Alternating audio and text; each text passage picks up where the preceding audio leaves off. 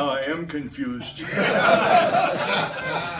Which look-alike contest was that? Well, I joined the Waseca chapter of Barbershoppers in 1960. I was 25. For those of you doing the math, that makes me 83 right now. And two other guys joined about the same time, about the same age. And oddly enough, one of them was a tenor and one was a baritone, and I was a bass. So we thought, well, let's get a quartet going. So we had to find a lead, and the guy that was a baritone, Dick Johnson, was in the Army Reserves. And he said, we just had a kid join us straight out of high school, and they claim he was a singer. So he's a tall, lanky, good-natured guy by the name of Rod Johnson. So one night after chorus, and after a few drinks, we got in the car and went down, and I think we rousted him out of bed, got him out, introduced ourselves, and said, come on out to the car, we're going to do some singing. When we got out there, and we realized that we didn't know how to take a pitch, we didn't even know what a pitch was, and we didn't know how to start singing a song. So we were there about 15 minutes, and it was embarrassing. And I know Rod was sitting there thinking, who are these clowns? So just as we were getting ready to leave, I said, Rod, there's a show in Forest City, Iowa, just across the line, and I'd like to pick you up, and we'll go there and we'll see what this is all about. So I picked him up, and the two of us went down to Forest City, and the headlining quartet there was the Atomic Bums. Well, after that, we were walking out of the auditorium, and I'll never forget it because Rod says, that's what I want to do. And so we got together as the Seekatones, and we started singing. Once we got singing, we were doing pretty respectable. We didn't know anything about what we were doing, but when you had a lead like that, you didn't have to know too much. Just turn him loose and then try and catch up with him. So we entered our first contest, and we made the night show and came in a respectable 5th or 6th or 7th, somewhere along there. Felt pretty good. We had a critique, and this one judge says, now you guys sang Back in My Hometown. Now you had a 7th chord that was not quite there, and I'm thinking about that, and I said, hold it. In order to help us get better, help us out a little bit. The 6th chord and the 7th chord are really the same. So if we got the 6th chord right, what did we do to get the 7th chord wrong?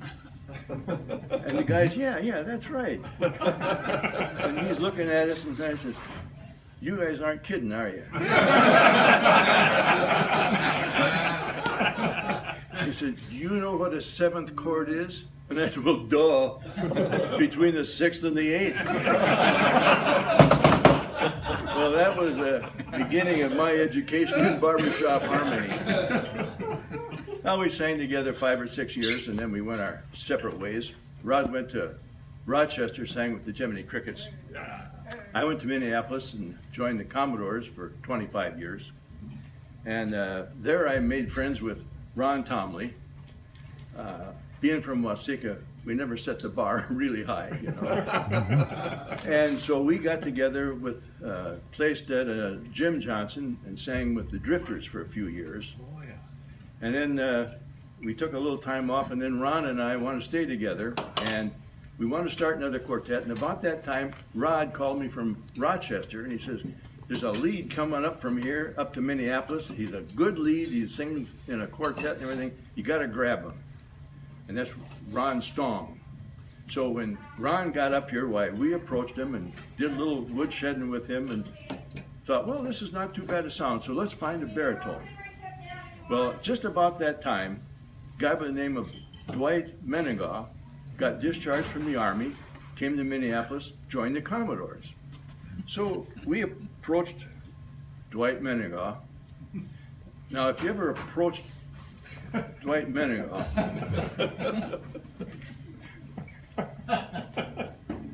the idea of Mr. Personality doesn't really come out. He, you know, there's Dick Tracy, or no, it was Little Abner, had this clown that had the black cloud over his head? Well, that was Dwight Menninger. If he went to cross the street, he got lost. The appliances in his house, they never worked. And his car was always breaking down. If the car wasn't breaking down, it meant it was gonna break down. So his glass wasn't half full, it was completely empty. By the time we're just getting lower and lower and lower, and finally he just casually mentioned that, oh, before I was in the Army, I was a music teacher. Oh, now that you explain it to me. So we said, I think we found our baritone. So we had our first meeting in somebody's kitchen, July 12th, 1972. And we didn't have any uniform, we didn't have a name, didn't have any money. Tom Lee says, why don't we get a bunch of those iron-on patches, put them on our shirt, whatever is on the patch, that'll be our name, and we'll have our uniform. So I went to a store and went through a pile of iron-on patches. I couldn't find 4 alike. I found 3 alike. Round ones, picture of the Roadrunner on there, said beep beep. And I kept looking, and there was a square one that said Wile E. Coyote. And so I got them, threw them on the table for the guys, and they looked at it and says, who's going to get the square one? Well, we all looked over at Dwight, and Dwight became Wile E. from then until he died. So we started talking about what our goals were.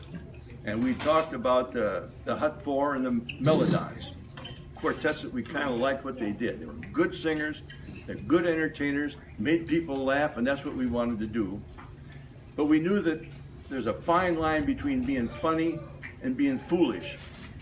So in order to protect ourselves and be ready for this, we decided to enter a contest, and our goal was to be in the top 5 or 6. To be respectable enough so that we could start goofing off and have some fun. So we got Richard Dick to coach us, and we worked real hard for 3 months, and in October was the contest, and everything seemed to just line up, and much to everyone's surprise, including ourselves, we won the contest. And no one knew our name, and no one had ever heard of us, so it was kind of quite a bit of a surprise. So our year as champions was a rather quiet year. We were probably the best known secret in the society. But Dan Howard took a cassette recorder and recorded the song Roadrunner, the Roadrunner song on TV, gave it to Tom Lee. Tom Lee arranged the Roadrunner song and he tied it together with Runnin' Wild, and that was a great opener. We used that forever. And that summer, I had a little lake property down in southern Minnesota, so the guys came down on a weekend, and we had all these ideas to put together some routines to put on a show. And during that first year that we were together, our championship year, we had 1 barbershop show. So we were... Was it something I said? That's the bell choir. So anyway, the guys came down, and our idea was not to sing funny songs, but to sing songs in a funny way. We had a good arrangement of Winchester Cathedral, so we had that one down pat. Then we gave Wiley a few solos in that song, and he just totally ruined it, which was what we wanted. We thought that'd be funny.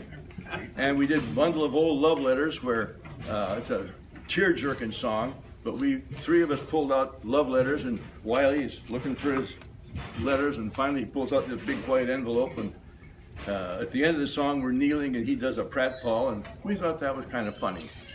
And we did Side by Side, where we've got all these little poses and Wiley kept missing them, and at the end of the song we're marching and he marches the wrong way, and he comes back and he faces the opposite direction. When he comes around, his hand gets caught in my hairpiece, and he's standing there looking at it, and we thought that was funny. I'll pass this around so you can see what it looks like. Yeah, it's on that album. But anyway, but no one ever saw any of that because no one ever to ask us to sing on their show. So we had never done any of it until the district contest where they gave us a swan song. So we get there to do our swan song, and we did a bundle of old love letters with all that routine, and the audience loved it. We were really surprised, trying things out. So the other song that we did Side by Side, and when Wiley came around and took my hairpiece off and looked at it, the crowd just exploded. They just went wild. And we were surprised. We enjoyed it as much as they did because we'd never done that in front of people before. Looked over at Stong, he was laughing so hard tears was coming down his cheeks. So that was an interesting moment for us because from then on we got real busy. And so for the next 30 years it's just kind of just a blur of things. We started singing a lot and going places and just had a lot of fun for about 30 years, and then we retired, and then I went to Arizona, and I was done singing in a quartet till I got to Arizona, bumped into Don Chalman. Get to talking with him. He was with the Night House, and so we got together and thought, well, let's get a couple more guys. We got two retired directors, and interestingly, all four of us had sung in a quartet at International before, so we knew how to sing by then. And so we had a pretty strong quartet right off the bat. And we put together a 1-hour show with Roadrunner material, Night Hall material, and some stuff that we threw together ourselves. And during the winter time down there, we do about 3 shows a week, 3 1-hour shows a week. And it was a quartetter's paradise, because you go there and you have a lot of fun singing and a lot of fun listening to people laughing and everything, and you go home in time to listen to to watch the last half of the Suns ball game. I mean, we're home every night. It was just great. So we had a lot of fun for 15 years. Then we retired. And I've often been told that in order to improve yourself in barbershopping, sing with 3 guys that are better than you are, and work real hard, and just ride their coattails, and you get better.